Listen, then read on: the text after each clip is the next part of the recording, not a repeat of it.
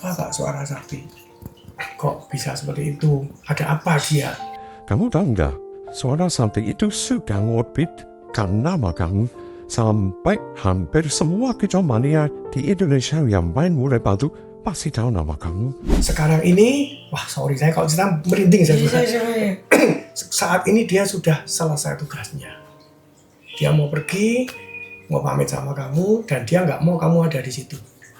Ya, jadi pada saat kamu sekarang lagi pergi, dia kepengen pergi. Wah, waktu itu saya dikasih tahu gitu, saya rasanya, aduh, memang saya tahu. Dari dulu Suara Sakti pernah ditawar orang berapa, orang suruh juga saya nggak mau. Tapi saya pasti akan tahu kalau peristiwa ini pasti akan terjadi. Dan saya nggak tahu kalau terjadinya pada saat itu. Udah saya bilang, begitu ya Pak ya? Iya, kamu sekarang harus rela. Udah, saya bilang, ya udah Pak, saya rela kalau dia mau ninggalin saya.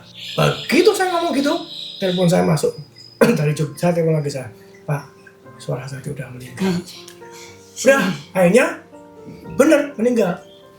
Itu pun juga saya bilang sama anak-anak yang ngurusin, saya bilang, mau kamu kubur pakai gimana nih? Dia pada bilang, Pak, boleh dikubur secara Islam, silakan. Terus dikubur sama dia secara Islam, hadapnya kemana, saya nggak tahu. Akhirnya dikubur di depan tuh, di dekat keran situ, dia dikubur situ. Terus dikubur, terus ditaruh situ, dikubur, didoain sama dia. Ya, itu kisahnya Suara Sakti. Ini guys, luar biasa ya. Ya, Dari lagi susah ya. Saya susah. Saya waktu itu di sana pun saya juga nangis. Akhirnya saya ngomong sama teman saya waktu itu, dia yang main Facebook. Saya dulu nggak main Facebook. Saya ngomong teman saya ngabarin Suara Sakti meninggal. Wah, yang ucapin bela sungkawa, wah gila-gilaan. Puluhan ribu orang posting WA itu, ngucapin terus berduka cita terus itu terus. Sampai setelah itu saya pulang ke Indonesia, saya datang ke Lomba. Setiap kali datang ke Lomba itu disalamin orang turut berduka cita. Ya ampun, dalam hati saya, bapak saya meninggal aja nggak sampai kayak gini. Ini meninggal sampai bener ribuan orang turut berduka cita, Pak, turut berduka cita ya. Ya itulah, ya memang apa ya, kalau tak pikir-pikir memang dari situlah saya bisa kenal ke Umi, saya bisa kenal ke siapa-siapa, itu karena gara-gara Suara Sakti. Kalau enggak, ya saya datang ke Lomba sebagai akar rumput, orang nggak ada yang tahu kan. Kalau di lomba burung itu kan, kalau dia punya prestasi burung bagus, pasti orang akan tahu. Tuh ceritanya. Kalau terusin malah nangis nanti. Tapi luar biasa banget lah. Emang legend banget lah. Itu sampai ada sangkarnya tuh ya. Ya. Itu sengaja beli itu berarti. Enggak, dan itu sangkar dulu itu saya pakai. Pas kapan lu tak posting, saya bilang sangkar murai batu Suara Sakti ditawar. Dijual berapa om? Jual berapa om? Saya bilang enggak. Enggak tak jual. Sampai dapat rekor muri. Ya, Suara Sakti itu sampai dapat rekor muri. Penghargaan muri. Karena dia 102 kali juara 1 sampai meninggalnya itu 200 kali juara 1. Itu waktu itu mau tak